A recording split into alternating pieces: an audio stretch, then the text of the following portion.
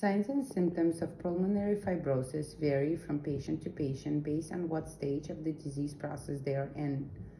Other factors that contribute to symptoms and severity of symptoms would be depending on their overall health status and past medical and surgical history. As would be expected, patients with other respiratory and cardiac disease symptoms would have more pronounced symptoms. Pulmonary fibrosis symptoms that are usually first noticed by a patient is dyspnea on exertion and shortness of breath. Pulmonary fibrosis and idiopathic pulmonary fibrosis, also known as IPF, progression is variable and unpredictable, and over time, the lung function of an IPF patient gradually and irreversibly declines. The prognosis for those diagnosed with IPF varies, but median survival after diagnosis is 2 to 3 years.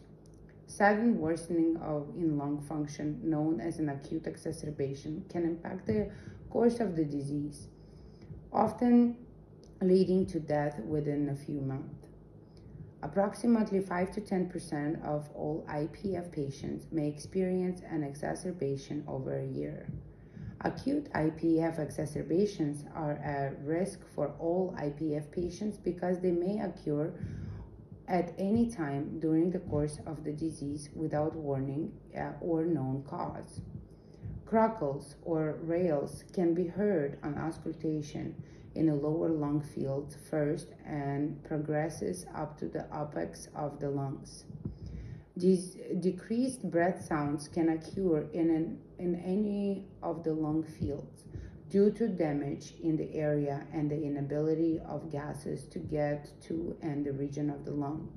Over 80% of the patients with IPF have a distinctive velcro-like crackling sound that can be detected through a stethoscope.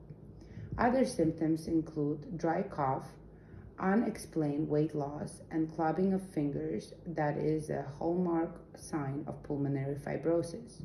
You may have seen clubbing of fingers in your clinical practice before, and is seen in many other respiratory diseases and can also be seen on the toes of some patients. In the bottom left-hand corner of this picture, the clubbing and a useful way to diagnose.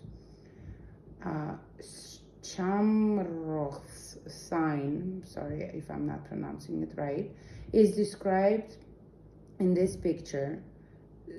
Schamroth's sign in normal individual is distinct squamous window, usually diamond-shaped, is formed at the base of the nail bed when two fingers put together with the nails facing each other.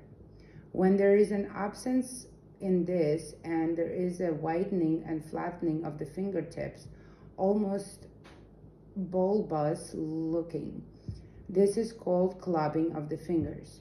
The chart in upper left-hand corner describes varying symptoms of PE and IPF that, as per an investigational study, often seen at diagnosis.